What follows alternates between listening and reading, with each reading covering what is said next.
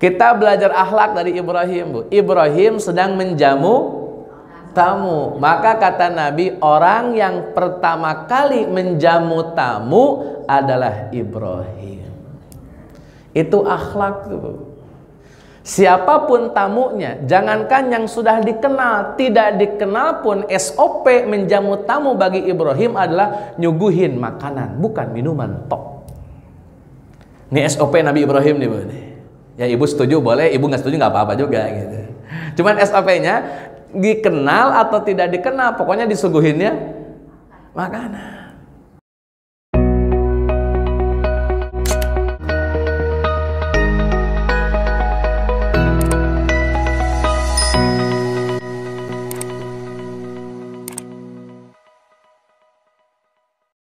Sekarang akhlaknya, akhlaknya Ibrahim ngajarin akhlak nggak?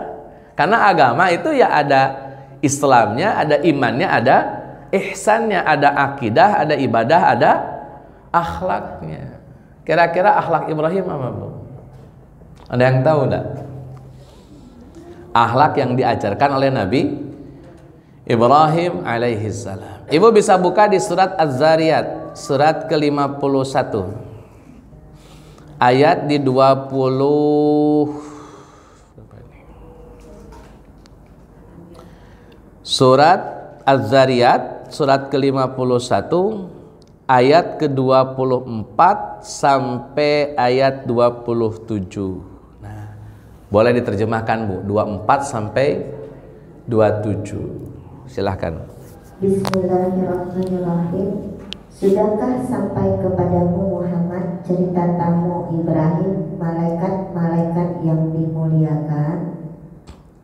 Ingatlah ketika mereka masuk ke tempatnya lalu mengucapkan salaman. Salam. Ibrahim menjawab, salamun.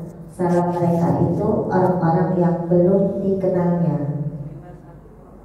Maka diam-diam dia Ibrahim pergi menemui keluarganya. Kemudian dibawanya daging anak sapi gemuk yang dibakar, lalu dihidangkannya kepada mereka. Tetapi mereka tidak mau makan.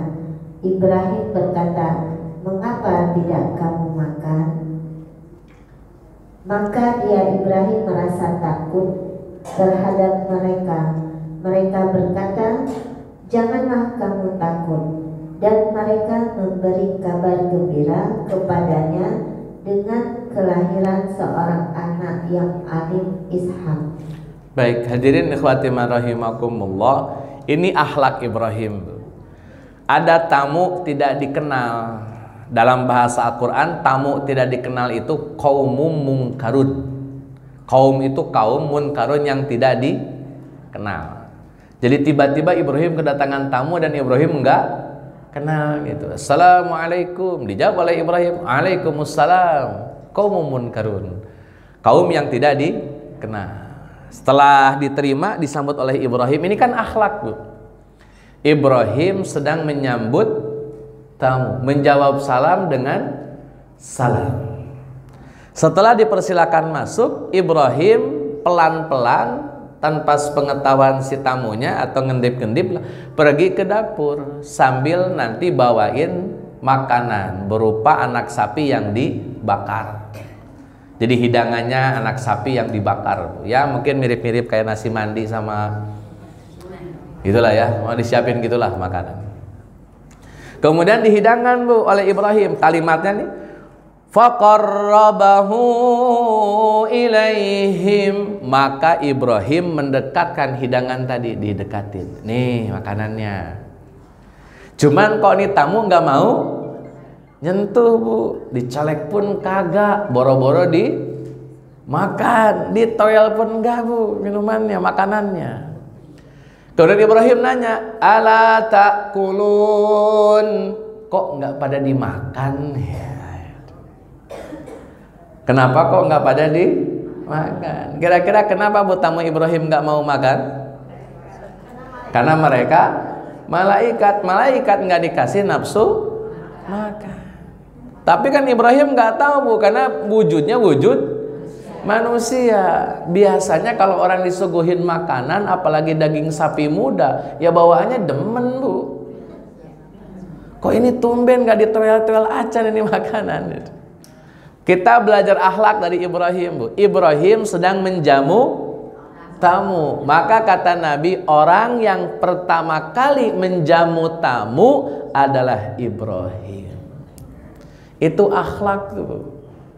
Siapapun tamunya, jangankan yang sudah dikenal, tidak dikenal pun, SOP menjamu tamu bagi Ibrahim adalah nyuguhin makanan, bukan minuman tok. Ini SOP Nabi Ibrahim nih, Bu. Ya ibu setuju boleh, ibu nggak setuju nggak apa-apa juga gitu. Cuman SOP-nya dikenal atau tidak dikenal, pokoknya disuguhinnya makanan. Dan ini hidangannya mewah ini, Bu. Sapi muda itu. Dan sengaja Ibrahim nyiapin, minta ke Sarah buat masakin, khusus buat menjamu tamu, padahal tamunya tidak di. Nah, saya tanya dulu nih, sedikit saya tanya, mohon maaf ini, Bu. Kita kalau kedatangan tamu pilih-pilih nggak, Bu? Misal yang datang tamunya orang penting, gelasnya kan beda tuh. Nah kalau yang datang biasa aja,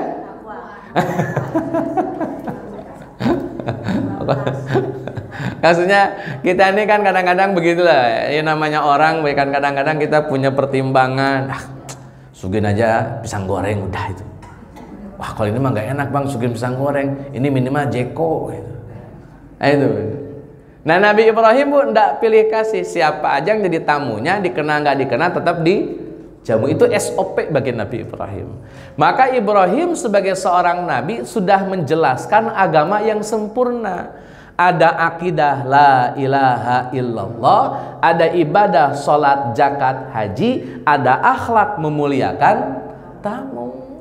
Jadi lengkap nih sebagai sebuah agama, Bu. Ibrahim alaihis salam. Maka semua nabi setelah Nabi Ibrahim akan merujuk pada ajaran agamanya Ibrahim. Semuanya, Bu.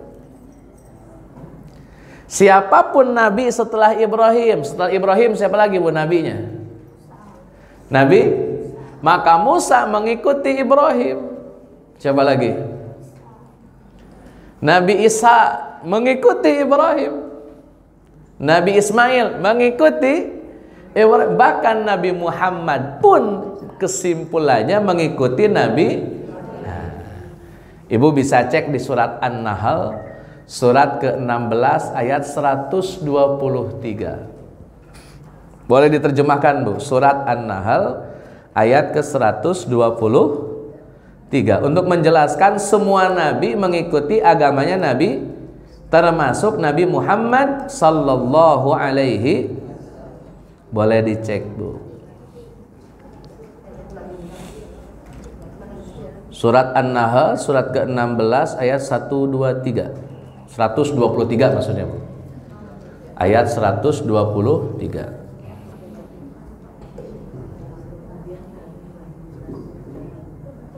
Bismillahirrahmanirrahim.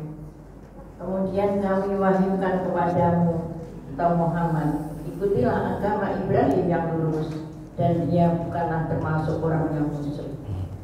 Perintahnya apa, Bu? Ikutilah agama Ibrahim yang lurus, karena Ibrahim bukan orang. Nabi saja disuruh ngikutin Nabi Ibrahim, gitu loh, Bu. Jadi Islamnya kita ini adalah Islam yang sudah dibawa oleh para nabi. Nabi Adam, Nabi Nuh, sampai puncaknya dilembagakan oleh Nabi Ibrahim. Adapun Nabi Muhammad melanjutkan estafeta kenabian dan agama Islam yang sudah dibawa oleh Nabi Ibrahim. Maka kalimatnya anittabi' millata Ibrahima hanifa wa makana minal musyrikin. Maka wajar hadirin ikhwati iman rahimakumullah, kalau kita sholat nih, Bu, ya, kita sholat nih, kemudian kita baca sholawat, ya, kita sholat sambil baca sholawat. Nah ketika kita baca sholawat, nama Nabi apa saja yang kita sebut? Nabi Muhammad, Nabi Ibrahim. Allahumma salli ala Muhammad wa ala ali Muhammad kama sallaita ala. Jadi sudah satu paket tuh, nggak boleh dipisah-pisah itu. Hadirin ikhwati rahimakumullah, seluruh nabi memberikan guidance Islam tadi Bu, ada akidah, ada ibadah, ada akhlak. Nah, kalau bicara komitmen keislaman di 3 item ini Bu. Akidah kita perkuat, ibadah kita perkuat, akhlak kita perbagus. Kalau orang menjaga ketiganya, dia sedang menjaga komitmen keislaman.